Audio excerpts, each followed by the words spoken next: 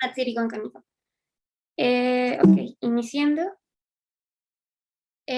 Ok, primero lo que vamos a estar abarcando el día de hoy va a ser la definición, epidemiología, factores de riesgo, control prenatal, cuadro clínico, diagnóstico, tratamiento, la historia clínica obstétrica y prevención.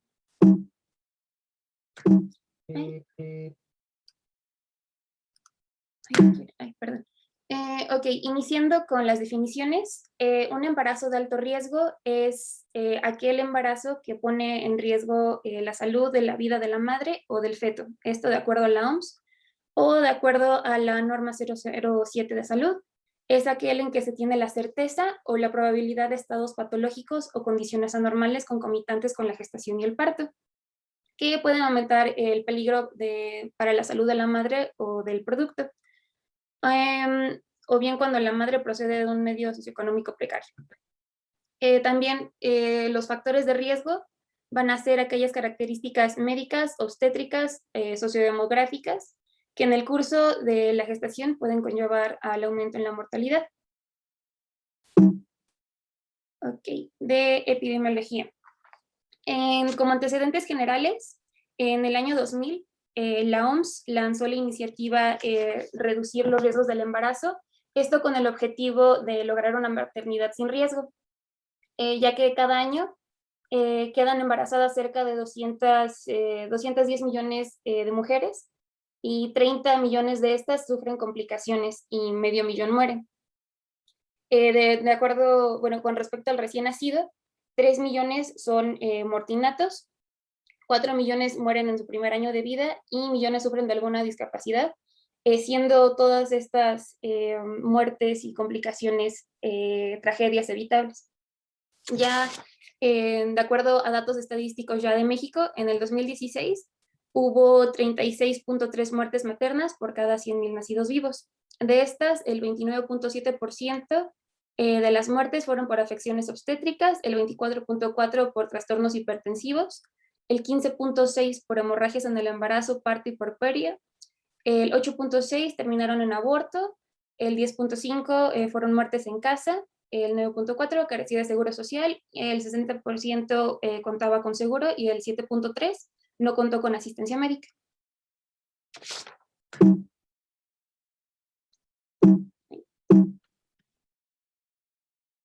Como factores de riesgo, vamos a encontrar que todas las enfermedades van a ser toda la historia clínica previa de enfermedades va a ser el mayor factor de riesgo a esta misma enfermedad. Ahorita lo veremos. Igual si me escuchan trabado algo, pues me pueden avisar. A la edad materna, muy importante, toxicomanías y comorbilidades. Ahorita lo veremos un poquito más desglosado.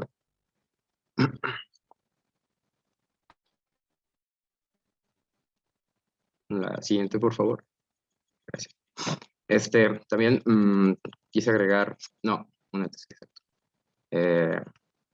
Los factores para dar una dosis alta de ácido fólico según la guía de práctica clínica, que la dosis alguien la sabe, la dosis promedio en un caso normal de embarazo. No. Bueno, 400. No sé si sea. Sí, Claro. sí. Kalin iba a decir 400, ¿no? Hace 400 microgramos. Sí, exacto. Esa es la dosis que se da en un embarazo sin factores de riesgo de interés. Estos son los factores que marca la guía, que es, pues, como les digo, un embarazo previo, por ejemplo, o familiares con defecto en túbulo neural, madres que usen anticonvulsivos, tienen un efecto antifolato, también diabetes mellitus, mal controlada y pobre ingesta de ácido fólico. Encontré que la ingesta, los alimentos que contienen una buena cantidad de ácido fólico son los vegetales, sobre todo las de hoja verde, como espinacas lechuga, y también sobre todo los cítricos. Y también si tiene impacto en tabaquismo de importancia. Siguiente, por favor. Y aquí, como les decía, epidemiológicos de factores de riesgo para la madre, una primipara precoz o primipara tardía. Socioeconómicos son importantes también si la mujer, la madre es en extrema está en extrema pobreza o analfabeta. Historia obstétrica,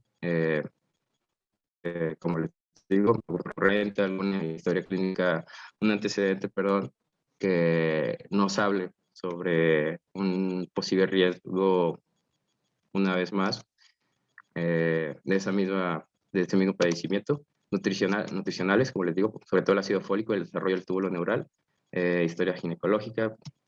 Lo siguiente, por favor. También factores de riesgo fetal, que está igual la historia clínica previa, como una placenta, que haya tenido una placenta previa, o que esté cursando con una placenta previa, una placenta acreta, percreta, increta, que son una mala inserción de la placenta, y cosas también un poquito más extrañas, como por ejemplo cuando el cordón está desprovisto gelatina de Wharton. Bueno, yo no sé qué tan común sea eso, igual el doctor nos pueda decir si llega a pasar cosas más delicadas, o que obviamente se tiene que siempre delegar a un nivel más arriba. Y patología de líquido amniótico. Otro, por favor.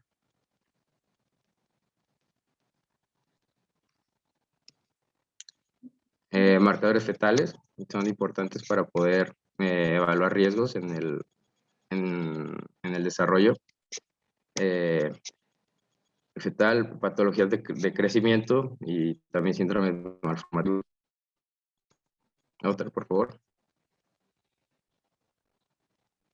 Y todo esto lo vamos a detectar con consultas prenatales que se tienen que dar a lo largo del desarrollo del embarazo, ¿no? Solo le quise agregar también como cosas como que tal vez nos puedan preguntar mucho después. La norma oficial mexicana que regula, como ya nos dijo nuestra compañera, el embarazo de alto riesgo, o más bien embarazo con enfoque de riesgo, es la NOM 007. Y el control prenatal es eso, es un seguimiento periódico y rutinario de la madre. Y también importante, la guía de práctica nos dice que se deben te recomiendan, se medio contradice, dice que se tienen que dar 8 consultas, pero luego te las desglosa en 5 consultas como mínimo y te dice que no importa tanto el número, sino la calidad. Entonces, lo dejaremos como mínimo 5 consultas, lo que recomiendan a lo largo del embarazo. Otra, por favor.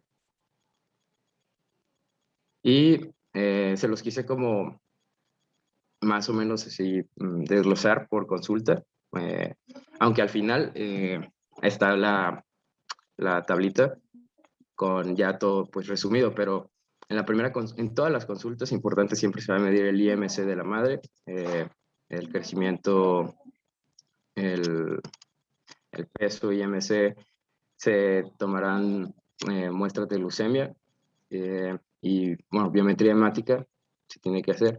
En la primera también se tiene que saber el grupo sanguíneo y RH de la madre para saber si es RH, por ejemplo, negativo. En un RH negativo se tendría que dar pues el inmunoglobulina anti-D para sensibilizarla.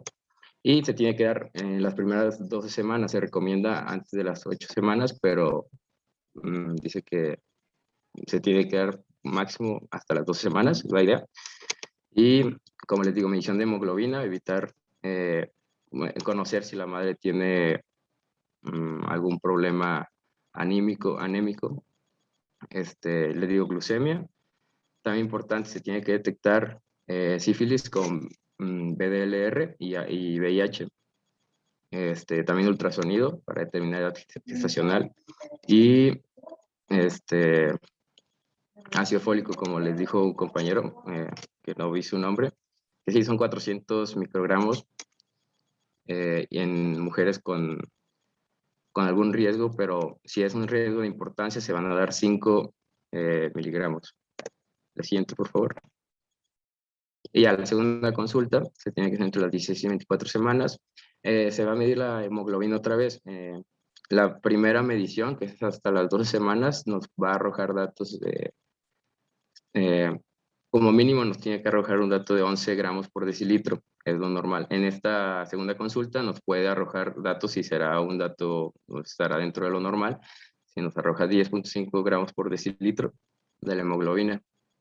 Y también nos dice la guía que hay un mal pronóstico si la mamá tiene una hemoglobina por debajo de 8.5 puse miligramos, pero son gramos por decilitro. Y una segunda medición de glucemia, para descartar diabetes, en este caso sería gestacional. Y en esta semana ya podemos evaluar la frecuencia cardíaca, para recordar que tiene que ir alrededor de los 120, 160 latidos por minuto,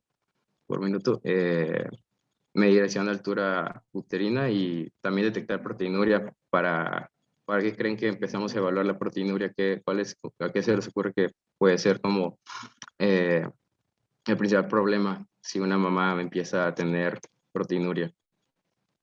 ¿Alguien quiere participar? Eclampsia o ¿Riesgo de eclampsia. riñón? Sí, sí, sí. Una preeclampsia, ¿no? Siguiente, por favor. Aquí esta es parte de los algoritmos que maneja la guía, ¿no? De práctica. Como les digo, se medirá hemoglobina. Sí, se medirá hemoglobina. Como les digo, RH también medirlo si es positivo o negativo. Si es RH negativo, se hará inmunoglobulina anti-D. También fumarato ferroso, en caso de que esté bajo de hemoglobina, examen general de orina y urocultivo para descartar o manejar alguna infección que tenga la madre, un ego para evaluar preeclampsia, VIH y ultrasonografía para, importante, determinar edad gestacional y pues sí, todo el desarrollo, ¿no? De lo que se puede observar con el sonido. Y también nos maneja que si para detectar si hay más de más de un producto. Siguiente, por favor. Tercera consulta, entre 24 y 28 semanas de gestación. Igual evaluación de frecuencia cardíaca fetal, altura uterina otra vez y movimientos fetales. Aquí es importante que ya la madre esté sensibilizada con una inmunoglobulina y también glucemia. Otra, por favor.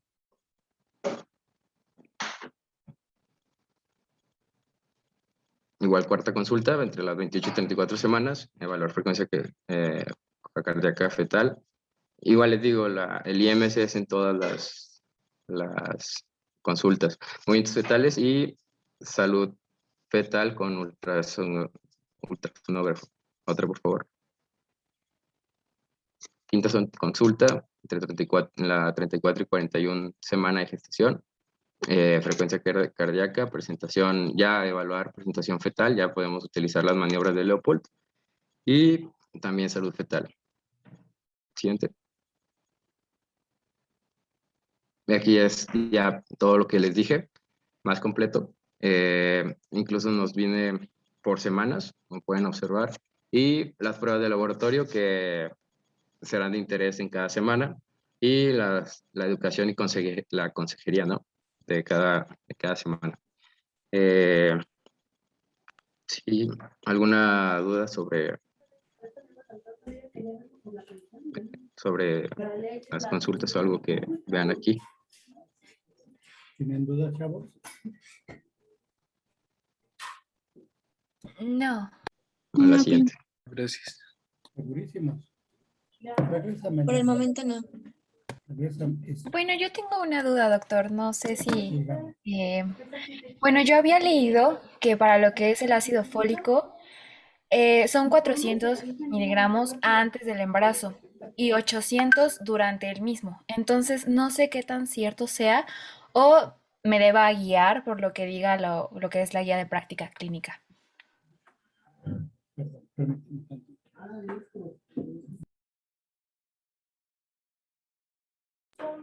Mira, de forma correcta, lo ideal es empezar desde antes la preparación, desde antes del embarazo, la preparación de la mujer para el embarazo. Y sí, efectivamente, se va a iniciar con ácido fólico y sulfato ferroso antes de que venga la fecundación y el embarazo como tal. ¿Por qué? Porque eso nos va a preparar el cuerpo de la mujer para tener un embarazo de la manera más correcta. Una vez que ya se embarazó la paciente, que ya la preparamos, vamos a continuar con el ácido fólico. Y este ácido fólico nos va a permitir, hierro, obviamente, nos va a permitir dos cosas. Primero, la producción de eritrocitos tanto para la madre como para el producto. Acuérdense que uno de los factores primordiales en la hemoglobina pues es el hierro. Si tenemos una paciente con una anemia ferropriva que no tiene aporte suficiente de hierro, pues entonces vamos a presentar algunos problemas de anemias y demás, tanto en el feto como en la paciente. Para eso se da el ácido fólico y el sulfato ferroso. Y aparte el ácido fólico nos va a servir para prevenir los alteraciones del tubo neural, que son alteraciones que se dan en pacientes que no se llegan a presentar en pacientes que no se les administra el ácido fólico. ¿Ok? Entonces, lo tienes que hacer en un buen control prenatal, tienes que iniciar el tratamiento de tu paciente desde antes del embarazo. Cuando ya está pensando en embarazarse, entonces empezamos con la administración de ácido fólico. Sin embargo, el 99.9% de las pacientes que acuden a tu consulta o que van a acudir a tu consulta no te llega por el deseo del embarazo, te llega ya con el embarazo. ¿Ok? Entonces tú tienes que hacer, obviamente, lo pertinente para evitarle los riesgos a este paciente. ¿Ok? ¿Dudas? Gracias, doctor. Gracias, doctor. Ahora, mire, su compañero, efectivamente, la guía de práctica clínica, la norma oficial mexicana nos dicen y nos marcan una serie de visitas normales de una mujer embarazada para su control prenatal, ¿vale? Sin embargo, esas visitas se van a modificar dependiendo de la evolución del embarazo. Si es un embarazo, es un embarazo que va normal, bueno, pues sí podemos tener ese tipo de consultas. Denme un segundo, denme 3 minutos.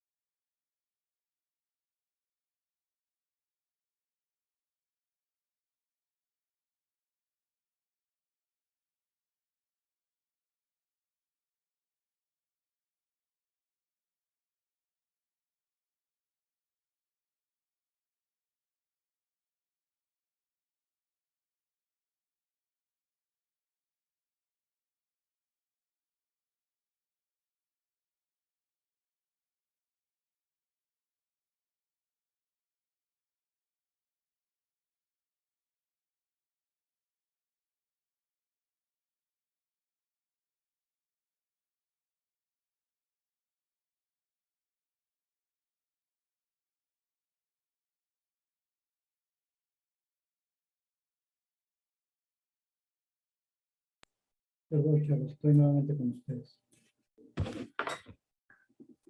¿Están conmigo ustedes o ya me cortaron por gacho? Seguimos aquí. Seguimos aquí, doctor. Entonces les decía, idealmente, estas son las citas que van a tener su paciente. Sin embargo, las citas de control prenatal ustedes las van a ajustar dependiendo la paciente que tengan. Si yo tengo una paciente cardiópata, una paciente diabética, no le voy a dar tan retiradas las citas. Esas citas van a ir siendo como mínimo cada 3 semanas, cada 4 semanas, y van a llevar diferentes estudios, diferentes situaciones que le voy a pedir a la paciente. ¿Ok? Obviamente, en una primera cita, lo que dice su compañero, hay que hacerle su historia clínica completa y que mandarle a hacer los exámenes prenatales. ¿Sí? Esos exámenes van a incluir tanto exámenes de sangre para ver VH, química sanguínea, examen general de orina, tiempos de coagulación. En el primer trimestre, en las primeras semanas de embarazo, se manda un ultrasonido para ver vitalidad ovular, implantación de ese óvulo, etcétera, etcétera. ¿Ok? Más o menos a la semana 12 se vuelve a mandar otro ultrasonido. Entre las 12 y las 14 semanas se manda otro ultrasonido y ahí vamos a valorar varias situaciones. Primero, implantación placentaria. Segundo, vitalidad fetal. Tercero, cantidad de líquido amniótico. Cuarto, edad gestacional. O sea, todo eso lo vamos a ir pidiendo de acuerdo a las citas que tengamos durante el embarazo. ¿Okay? ¿Qué le vamos a pedir en esa cita a esa paciente? ¿Qué cuidados le vamos a pedir que tenga? ¿Cómo que se les ocurre?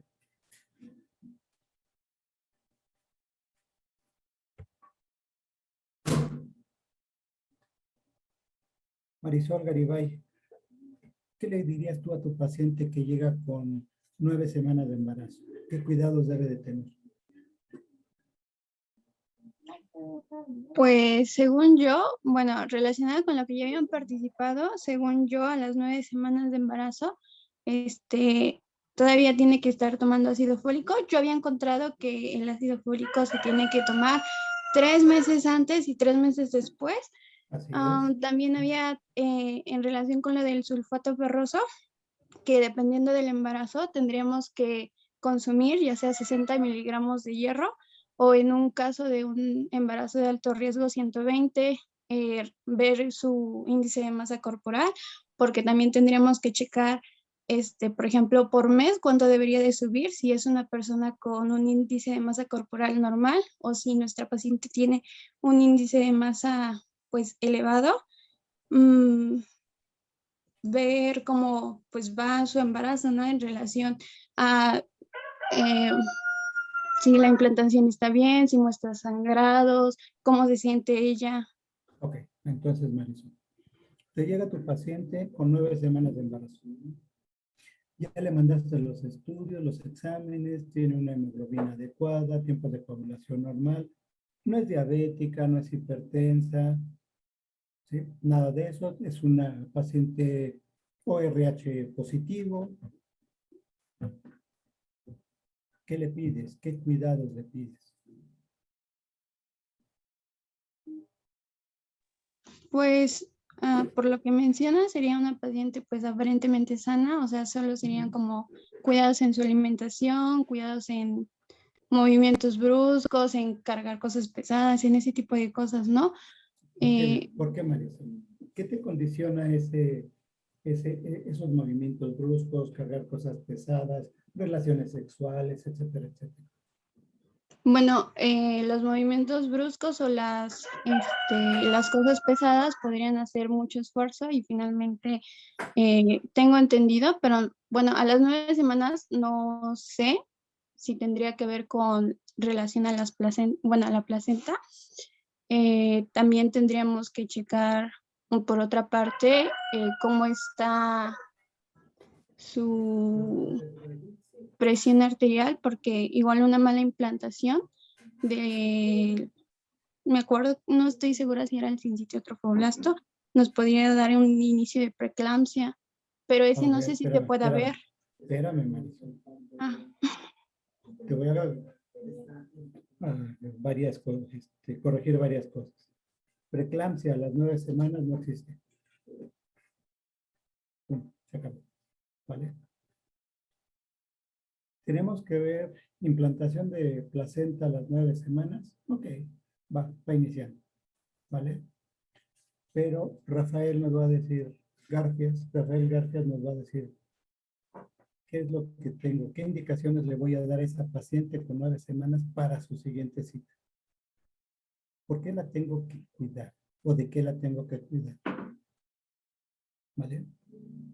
Ahorita te contesto, Marisol. Pues primero que nada, tenemos que cuidarla de padecer lo que es diabetes gestacional.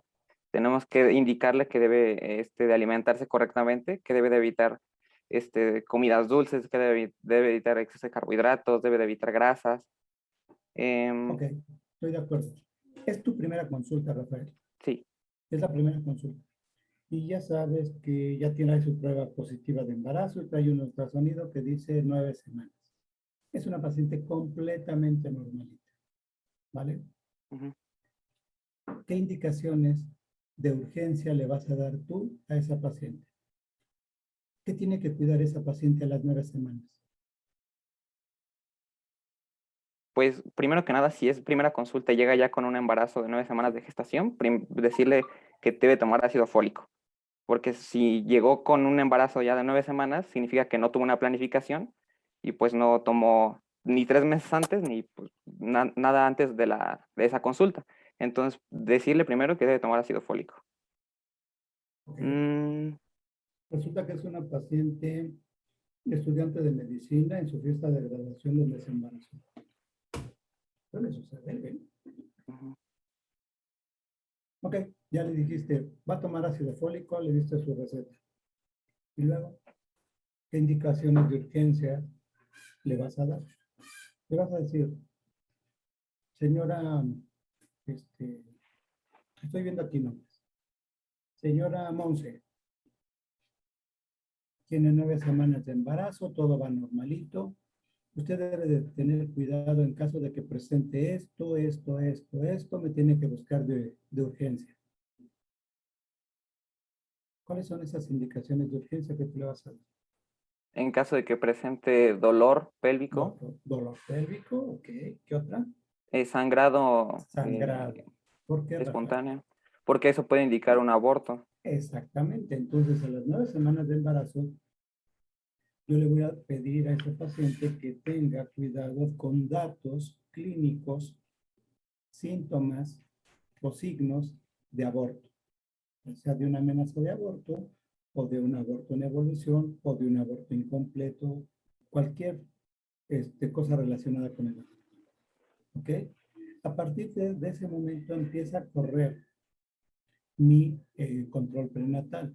Si yo veo que es una paciente normalita, que no hay sangrado y demás, ok, entonces a las 4 semanas la vuelvo a revisar. ¿Ok? En la primera visita le voy a pedir todos sus prenatales. Ya les dije, vamos a utilizar exámenes para ver anemias, para ver química sanguínea, examen general de orina, todo eso y tenerlos como referencia. ¿Ok? Vamos a estar en cada uno de los controles prenatales, independientemente de que sea una paciente de riesgo, que sea una paciente de bajo riesgo o sin riesgo, vamos a estar checando varios parámetros. Los parámetros más importantes van a ser frecuencia cardíaca, temperatura, peso, presión arterial, ¿ok? Y en embarazos por arriba de 12 semanas vamos a estar midiendo altura uterina todas las consultas. ¿Por qué todo esto? Pues la altura uterina nos va a dar una idea de cómo se va desarrollando ese producto. No es lo mismo que yo tenga, iban a hablar de embarazo molar, no es lo mismo que mi paciente tenga un embarazo molar, en donde un embarazo de 12 semanas va a tener la altura uterina de un embarazo de 20, ¿sí? O que tenga un huevo muerto retenido en donde un embarazo de 12 semanas ya no se desarrolla. ¿Ok? Entonces el crecimiento nos va a decir crecimiento uterino nos va a decir muchísimas cosas referentes al embarazo.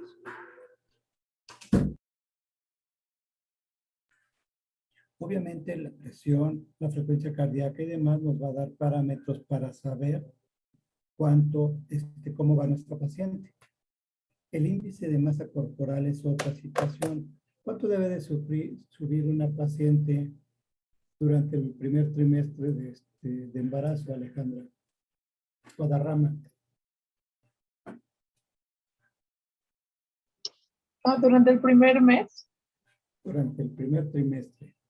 Te la pongo más fácil, trimestre.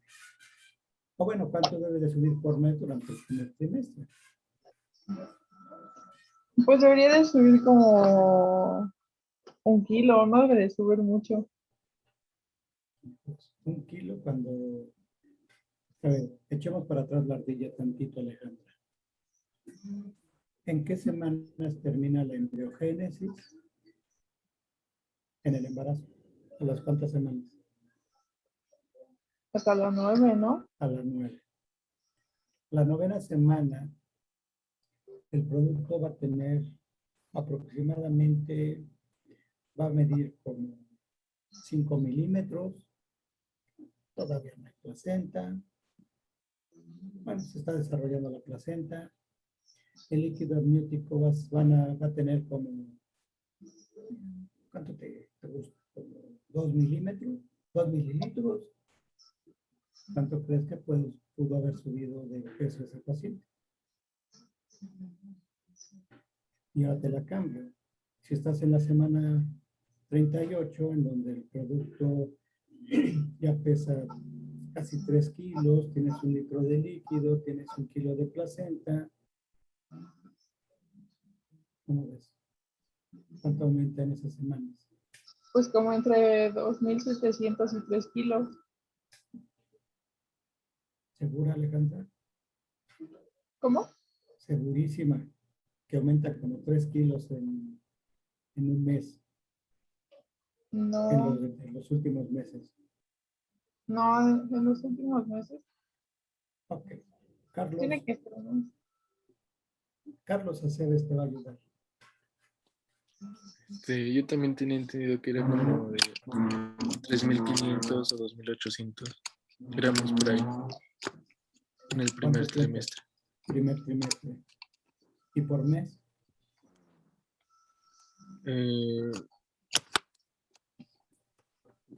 Pues es que dependería, ¿no? del mes, pero por ejemplo en el primer mes sería como medio kilo, en el segundo ya 1,5, o sea, va desarrollándose conforme al mes. Los primeros 2 meses se puede dar el caso que hasta bajen de peso. ¿Por qué?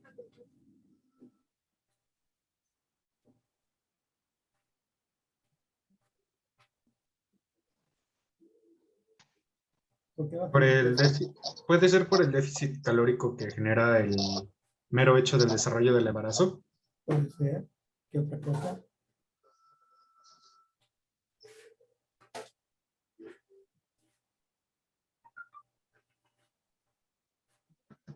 Puede ser por un embarazo quizá gemelar.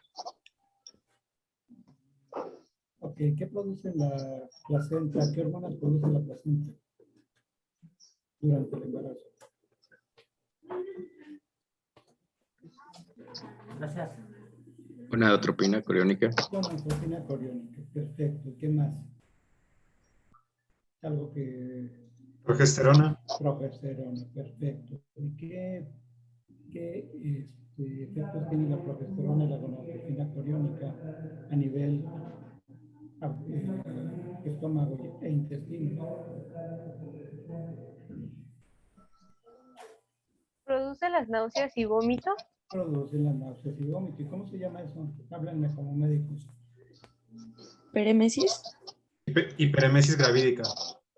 Ok, hay dos. Una que se llama emesis gravídica y hay otra que se llama hiperemesis gravídica. ¿Estamos de acuerdo? ¿Cuál es la hiperemesis y cuál es la emesis?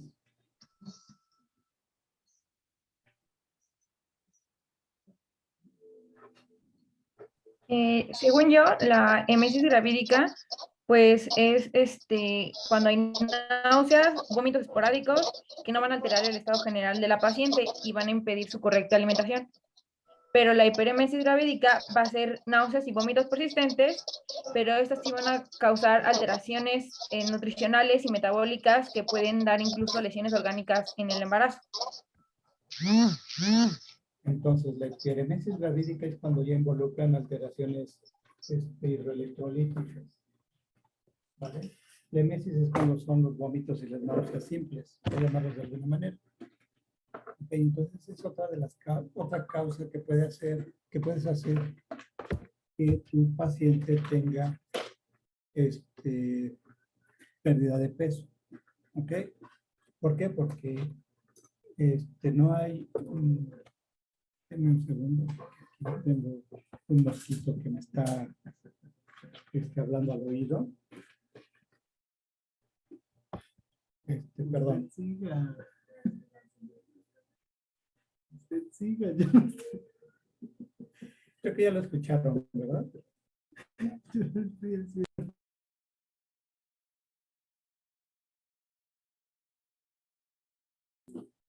Perdón, tengo aquí a los doctores. Con eso de que estamos en pandemia, vivimos en hacinamiento, no en promiscuidad, pero sí en hacinamiento. Entonces, están aquí duro y duro. Perdón, ¿en qué me quedé, Alejandra? ¿Qué les estaba diciendo? ¿Qué mentira les estaba diciendo, Alejandra?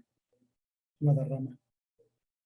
Ay, perdón si me tardo así, es que casi no lo escucho y estoy así como poniendo toda mi concentración. Okay. Pero nos habíamos quedado en que nos estaba diciendo la diferencia entre emesis y hiperemesis gravídica y que ya es, que la hiperemesis ya es que interfiere con el estado general. Y ya, Exacto. bueno, ahí nos quedamos. Ok. ¿Sí me escuchan bien los demás o nada más Alejandra? Sí, te escucho bien. Se escucha un poquito bajito, pero sí se escucha bien. Ok. Bueno. Entonces, en esa primera visita, en esas primeras semanas, tenemos que valorar náuseas, vómitos. Tenemos que pesarla, tenemos que medirla, porque son nuestras basales para de ahí continuar con el embarazo. A partir de ese momento nosotros vamos a valorar el desarrollo del embarazo. ¿Ok? Esa es nuestra base. Les decía, vamos a estar revisando a la paciente cada 4 semanas, eso es lo normal. Obviamente la guía de práctica clínica y la norma oficial mexicana nos está dando mucho más semanas para revisar a la paciente.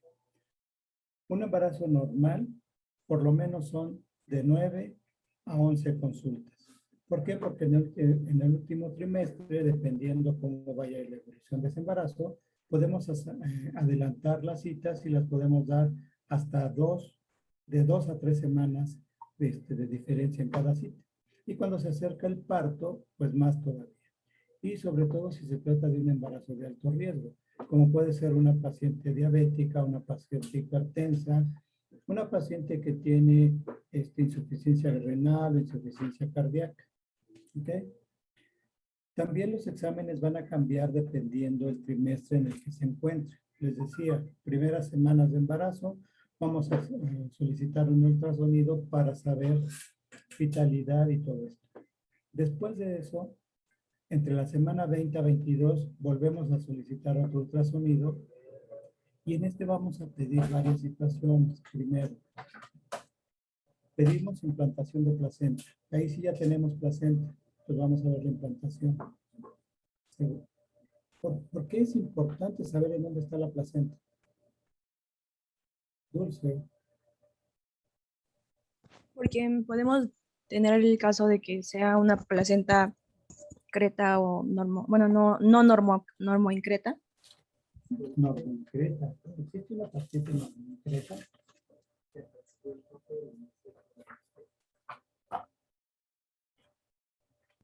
Perdón, no lo escuché muy bien.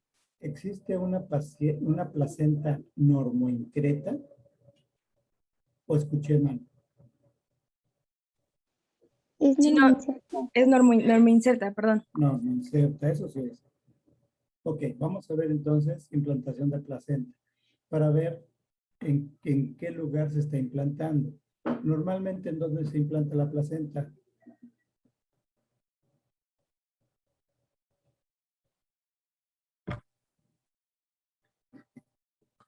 En el fondo uterino. En el fondo uterino.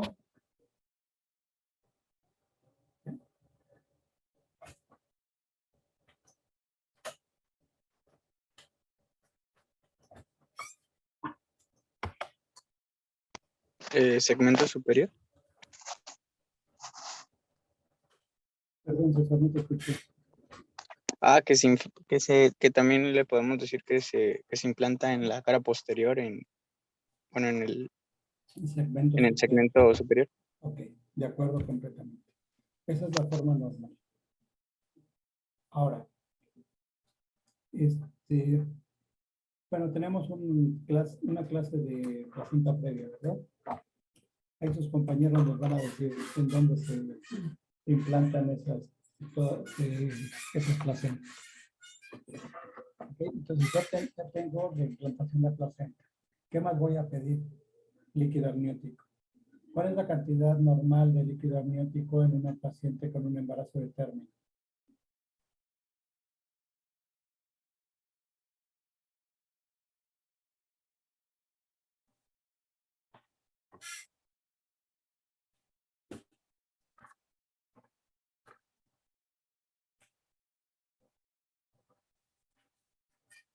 ¿Podría ser de 800 a 600 mililitros? Sí, 600 mililitros, ¿no? 600 mililitros, ¿no es poquito?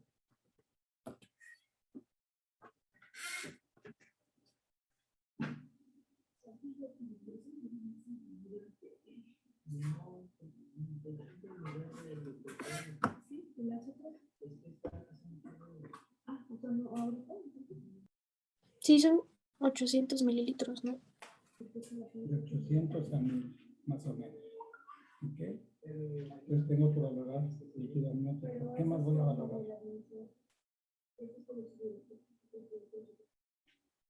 La edad gestacional. La edad gestacional, y junto con la edad gestacional tengo que valorar al feto. Y entonces voy a ver la integridad del feto. Tengo que ver si la carita está completa, si tiene labio leporino, si tiene ¿cómo se llama? Espina bífida, si tiene todas las malformaciones que en un momento dado pudiera tener. Ahora, si yo creo que es un embarazo por las características físicas, genéticas y demás, hereditarias de una paciente, tiene riesgos tengo que mandar a hacer un ultrasonido estructural, que eso ya lo realizan los médicos de medicina materno-fetal. ¿Ok? ¿Dudas que tengan?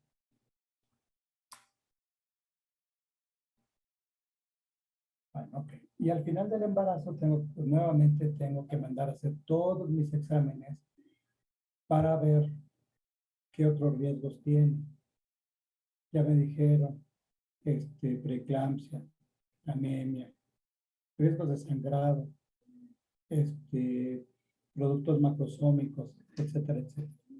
¿Vale? ¿Dudas? No, doctor. No, doctor, gracias. Doctor, yo sí tengo una duda. Dígame. Con respecto a las relaciones sexuales, ¿las pacientes hasta cuándo pueden tenerlas?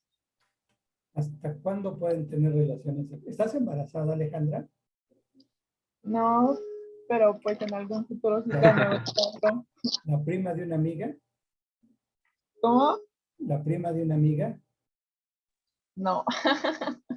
Bueno, la guía de práctica dice que no es factor, que no es factor de riesgo de tener relaciones sexuales, pero... Exactamente. No, no.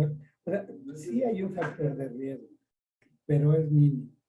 Solamente que, vamos, se acostumbren el salto del tigre, aventarse del ropero o posiciones así muy rebuscadas, bueno, probablemente. Pero no hay ninguna contraindicación con las relaciones sexuales.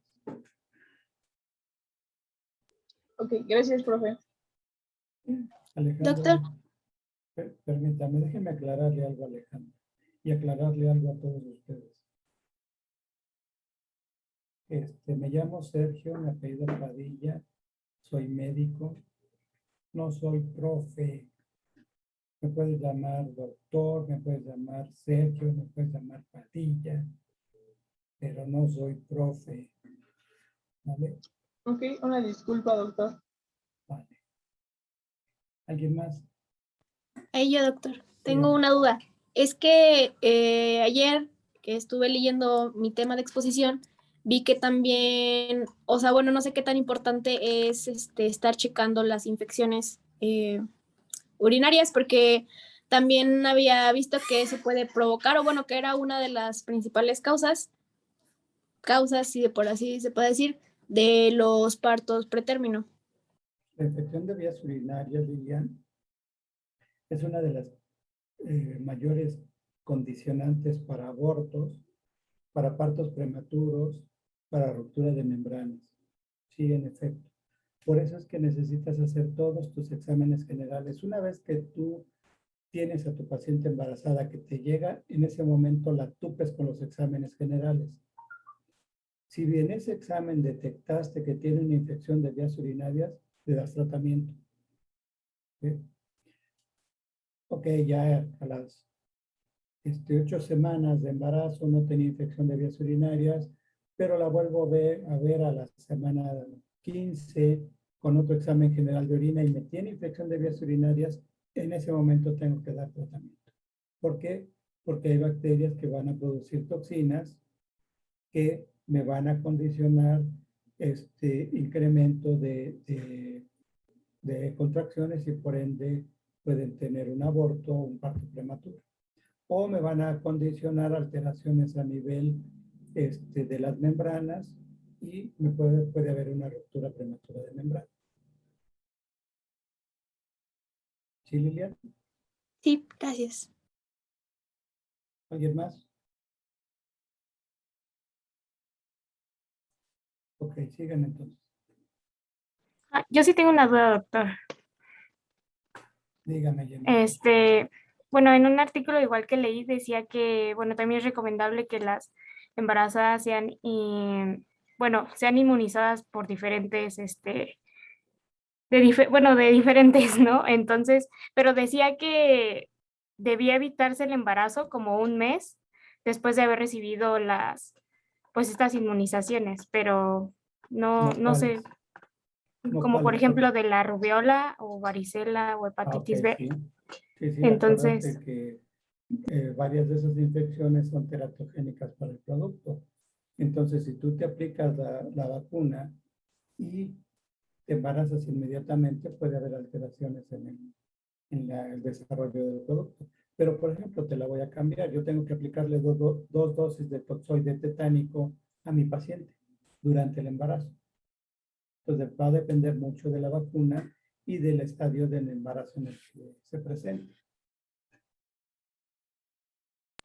gracias, doctor. ¿Alguien más? Doctor, una pregunta. Al inicio de la sesión de preguntas, de hecho, con usted, mencionó sobre los deportes y sobre los movimientos bruscos y el trabajo. ¿Esto tiene que ver con el aborto espontáneo o el aumento de riesgo para un aborto espontáneo o para en relación con placenta previa, por ejemplo? No, para nada. ¿No? No. La vida de una mujer embarazada, olvídense de lo que dicen, es que ya me alivié. No, el embarazo no es una enfermedad, es algo fisiológico en la mujer. Y la vida de una mujer embarazada no tiene que cambiar por el embarazo. sí va a cambiar al final de cuentas. ¿Por qué? Porque muchos de los hábitos que tiene la mujer embarazada, por ejemplo, la mujer normal, por ejemplo, el utilizar zapatillas de 20 centímetros de alto, pues ya no lo vas a poder hacer. ¿Por qué? Porque al final del embarazo va a tener una rectificación de la columna que le va a impedir el andar con zapatillas. O en su defecto, ¿han visto la película de Bambi? ¿La vieron? Sí. Sí, sí, doctor. ¿Qué pasa cuando Bambi y Tambor llegan al lago que está congelado? No puede No caminar puede bien. caminar. Sola. Pues así va a estar la mujer embarazada que utilice una zapatilla de 20 centímetros, ¿no? Entonces sí van a cambiar algunas situaciones normales de la mujer no embarazada, pero en relación al embarazo no deben de cambiar ni sus hábitos, nada de eso. Su vida debe de transcurrir normalito. Obviamente ustedes los van a ir guiando para evitarles algunos tipos de alimentos, sobre todo alimentos con conservadores, sobre todo alimentos que tengan aspartame y todo eso, porque pueden haber alteraciones durante el embarazo, pero de ahí en fuera no tienen por qué evitarles ni el deporte ni nada. Si son levantadoras de peso y están en las 20 semanas, obvio, van a tener que dejar de levantar pesas, pero se acostumbran a caminar o correr sin ningún problema. Gracias, doctor. Perdón, y las relaciones, pues si tienen relaciones muy fuertes, muy bruscas, son adictas al sexo grupal y demás, bueno, pues ahí sí es otro rollo. Pero el sexo normalito no influye para nada. Okay. Sigan, por favor. Sí, también agregar que el cinturón de seguridad para una embarazada no debe cruzar el vientre, tiene que estar por debajo del vientre, pues lo más abajo posible de la pancita para que al momento, si es que llega a haber algún accidente, no resulte lo menos posible afectado el producto, ¿no? Bueno, la siguiente, por favor.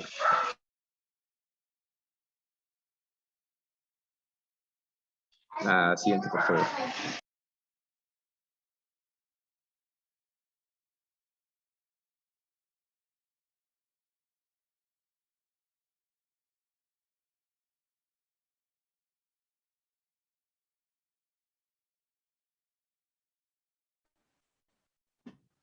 ¿Vas a ocupar todavía esa o ya le cambió esa? No, que la siguiente, por favor. Sí, siguiente. Sí, ¿me escuchas? ¿Me escucha alguien? Sí. Ah, ya, perdón. Sí, te escuchas. Bueno, es importante informarle a la embarazada y a alguno de sus familiares sobre signos y síntomas de alerta. Y pues si en caso de que se presente alguno de ellos, debe acudir inmediatamente a algún hospital o su centro de salud más cercano. Y pues entre los signos y síntomas de alerta son cefalea, pérdida de sangre o líquido vaginal, disminución o ausencia de los movimientos fetales por más de 2 horas después de las 28 semanas, dolor abdominal persistente en el vientre bajo, en el bajo vientre y puede ser de cualquier intensidad, náusea y vómito frecuente, zumbido en oído, visión borrosa con puntos de lucecitas, palidez marcadas, hinchazón puede ser en los pies, en la cara o en las manos, que la paciente aumente de peso, aumente 2 kilos por semana, fiebre, contracciones uterinas con una duración de 3 a 5 minutos antes de las 37 semanas, disnea, aumento en el número de micciones, molestia al orinar y convulsiones.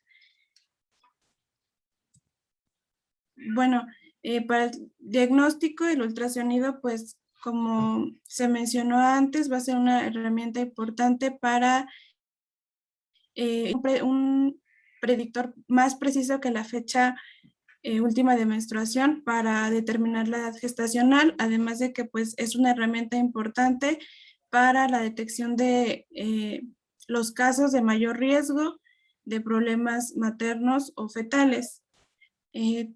Por otro lado, pues la medición del fondo uterino va a ser una primera herramienta para detectar en personas embarazadas con sospecha de alteración en el fetal.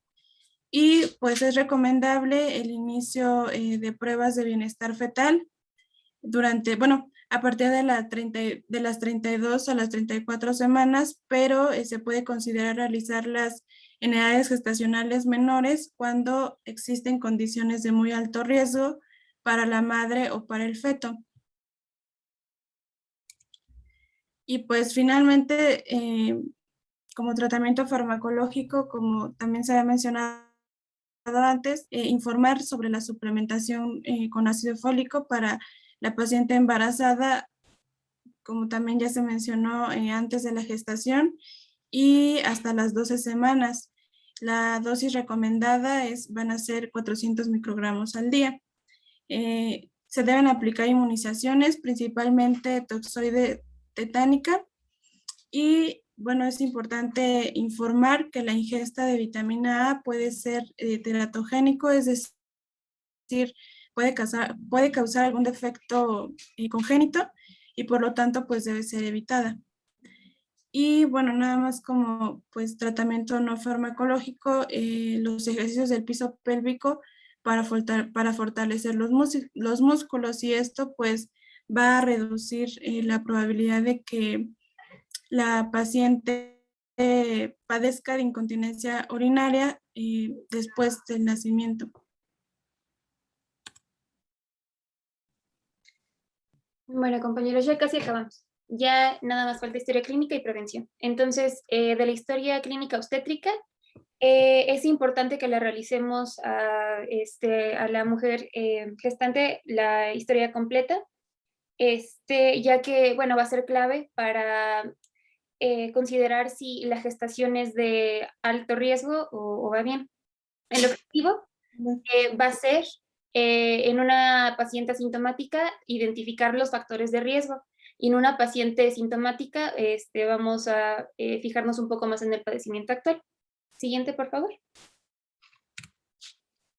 Ok, primero, en la ficha de identificación. Ok, lo primero, pues identificamos a nuestro paciente con su nombre. Lo segundo que debemos de fijarnos es en la edad, si es menor de 16 años o mayor de 35, como ya nos mencionaron, es factor de riesgo. El estado civil también, si es madre soltera, si alguien la acompaña, puede ser que al no tener tanto apoyo, que no acudan constantemente a las consultas y demás, ¿no? La escolaridad, el lugar de residencia, la etnia, la ocupación, por ejemplo, si trabajan muchas horas al día cargando cosas pesadas, en fin. Y bueno, siguiente, por favor. Del padecimiento actual, ya nos mencionó nuestra compañera varios factores, y entre ellos, pues les menciono algunos: fuerte dolor de cabeza, zumbido en el oído, visión borrosa, y signos y síntomas que tenemos que tener en cuenta, bueno, tenerlos como muy presentes, como nos dijo el doctor, va a ser el peso, ya que si este aumenta de forma normal, alertan de preeclampsia, y deben de ser mayores a 500 gramos por semana o 2 kilogramos al mes. La segunda cosa es la presión arterial. Esta no debe de modificar. Ay, Dios, creo que está el micrófono de alguien prendido. No, por eso me tienes que ya. ¿Puedes apagar tu micrófono, por favor? Perdón, gracias. Disculpen. Ok, la presión arterial. Esta casi no se debe de modificar, o a lo mucho 20 mililitros, perdón, ay, de mercurio. Milímetros de mercurio. Gracias. Milímetros de mercurio, gracias. O hasta 30 milímetros de mercurio en la sistólica. Y estos van a ser igual signo clave de diagnóstico de preeclampsia o presión o hipertensión en el embarazo. También fijarnos en cefaleas o el estado de conciencia. La actividad uterina también es muy importante. Y pues ya la hemorragia genital. Siguiente, por favor.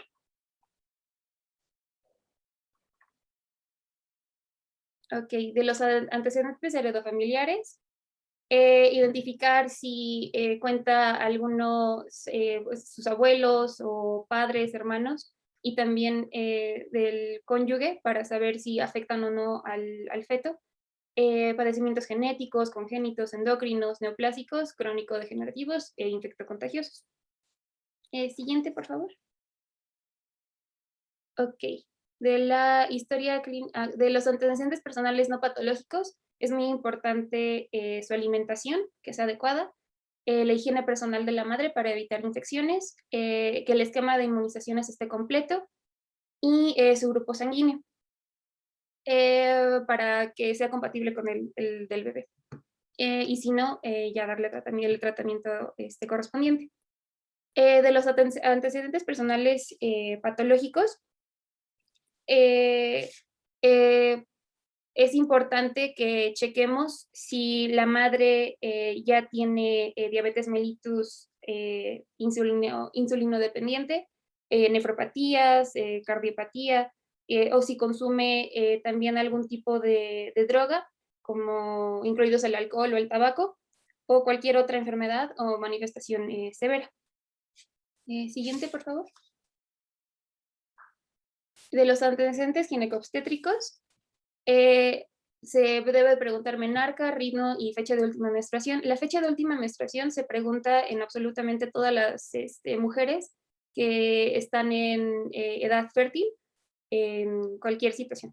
Después, pues inicio de vida sexual activa, las preferencias sexuales, número de parejas, parejas conocidas o desconocidas, el uso de métodos anticonceptivos. De las gestas, paras, abortos y cesáreas, es importante también preguntar si ya tuvo embarazos previos, si tuvo muerte fetal o neonatal su bebé. También debemos de fijarnos en antecedentes de 3 o más abortos espontáneos consecutivos, que el peso del último bebé haya sido menor a 2.5 kilogramos o mayor a 4.5 kilogramos. También fijarnos si ella padeció de hipertensión, preeclampsia o eclampsia en el último embarazo y si tuvo algún tipo de cirugías en el tracto reproductivo. Ok. Bueno, y también se utilizó algún tipo de táctica de fertilización. Siguiente, por favor. Ok, este es un diagramita de la guía de práctica clínica, nada más si la paciente padece de algún tipo de enfermedad, o bueno, alguna comorbilidad, el tratamiento si se debe de modificar o continuar, y ya después enviar al segundo nivel de atención. Siguiente, por favor. Y algo importante que debemos mencionar es que la conducta básica a seguir es que identifiquemos pues, los factores de riesgo, los signos y síntomas de alteración. Esto con el fin de realizar una referencia al nivel correspondiente de forma adecuada, ya que el pronóstico, la oportunidad de que sea un buen pronóstico, radica en el tiempo de que mandemos a nuestro paciente a checarlo de manera adecuada en los otros servicios. Y siguiente, por favor. Ya por último, la prevención. Número 1, pues planificar el embarazo. 2, acudir a revisiones constantes. Y 3, llevar una dieta saludable rica en calcio, hierro y ácido fólico, como ya lo estuvimos mencionando, antes, durante y después del embarazo. Y creo que es todo. Siguiente. Listo. ¿Dudas, preguntas? Yo tengo una duda. Antes de que empezáramos con lo de la historia clínica, se mencionó que las embarazadas, como tratamiento no farmacológico, debían hacer ejercicios pélvicos. Con ejercicios pélvicos se referían a los ejercicios de Kegel. Sí, yo ya había leído ese tema y sí son los ejercicios de Kegel. De hecho, pues no solo para las embarazadas, incluso nosotros también tendríamos que hacerlos. Eso nos lo enseñó una doctora en urinario en primer semestre, pero sí son los ejercicios de Kegel, amiga. Gracias. ¿Alguien más?